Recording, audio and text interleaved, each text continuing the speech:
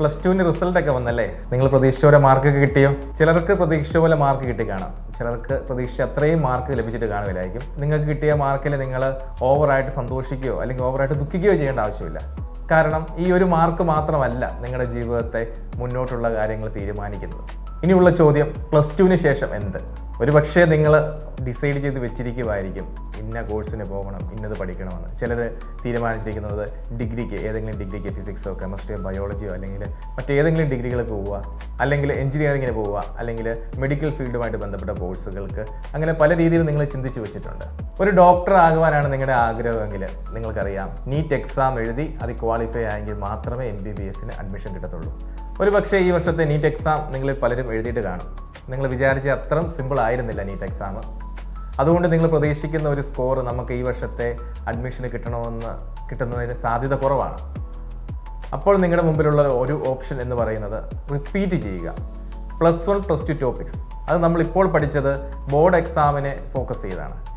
ഇത് NEET exam എന്ന് പറയുമ്പോൾ ഒരു കോമ്പറ്റീറ്റീവ് എക്സാമാണ്. അപ്പോൾ അതിനെ ഫോക്കസ് ചെയ്ത് അതിന് വേണ്ടിയിട്ട് ഒരു വർഷം ആ +1 +2 നമ്മൾ പഠിച്ച ടോപ്പിക്സ് പഠിക്കുന്ന കോഴ്സാണ് റിപ്പീറ്റഡ് എന്ന് പറയുന്ന എൻട്രൻസ് ഫീൽഡിലെ റിപ്പീറ്റഡ് ബാച്ചുകൾ എന്ന് പറയുന്നത്. നമ്മുടെ ദർശന അക്കാദമിയിലെ റിപ്പീറ്റഡ് ബാച്ചിൻ്റെ അഡ്മിഷൻ ആരംഭിച്ചിട്ടുണ്ട്. ഇനി ദർശന അക്കാദമിയുടെ പ്രത്യേകതകൾ എന്തൊക്കെയാണെന്ന് പറയാം. ലക്ഷക്കണക്കിന് കുട്ടികളുടെ കൂടെ ഇരുന്ന് പഠിക്കുന്ന ഒരു സിസ്റ്റമല്ല, വളരെ പേഴ്സണൽ കെയറോടുകൂടി വളരെ കുറച്ച് കുട്ടികൾക്ക് മാത്രം റെസിഡൻഷ്യൽ ബാച്ചായിട്ട് ദർശനയുടെ കോട്ടയം ക്യാമ്പസിൽ പഠിക്കാനുള്ള ഒരു അവസരമുണ്ട്.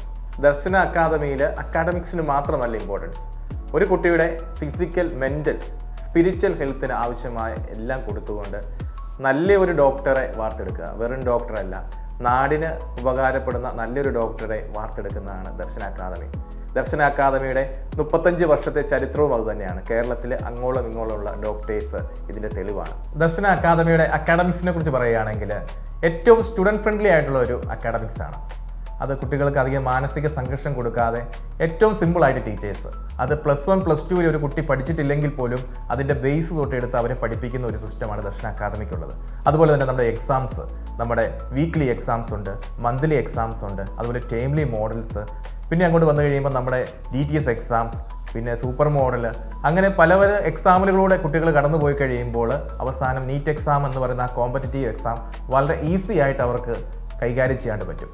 അത് ഈ വർഷത്തെ നീറ്റ് എക്സാമിൽ അതുപോലെ തന്നെയാണ്. കുട്ടികൾ എല്ലാവർക്കും എക്സാം വളരെ ടഫായിരുന്നപ്പോഴും ദർശന അക്കാദമിയിലെ കുട്ടികൾക്ക് ടഫായിരുന്നു, പക്ഷേ മറ്റുള്ളവരെ അപേക്ഷിച്ച് കുട്ടികൾക്ക് വളരെ ഈസി ആയിരുന്നു എക്സാം. അത് നമ്മുടെ എക്സാം പാറ്റേൺ അവർ കൃത്യമായിട്ടും ഉപയോഗിച്ചതുകൊണ്ടും അവർക്ക് അതിലൂടെ കിട്ടിയ എക്സ്പീരിയൻസ് കൊണ്ടുമാണ് അങ്ങനെ ഈസി ആകാൻ സാധിച്ചത്. നിങ്ങൾക്കൊരു ഡോക്ടറാകാൻ ആഗ്രഹമുണ്ടോ? പഠിക്കുവാൻ മനസ്സുണ്ടോ? എങ്കിൽ ഒപ്പമുണ്ട് ദർശന അക്കാദമി. നമ്മുടെ ജൂൺ മാസത്തിലെ ബാച്ചുകളിലേക്ക് ഇപ്പോൾ തന്നെ ജോയിൻ ചെയ്യാം. കൂടുതൽ വിവരങ്ങൾക്കായി ഞങ്ങളുടെ അഡ്മിഷൻ നമ്പറിലേക്ക് ബന്ധപ്പെടുക. എല്ലാവർക്കും എല്ലാവിധ ആശംസകളും. Thank you.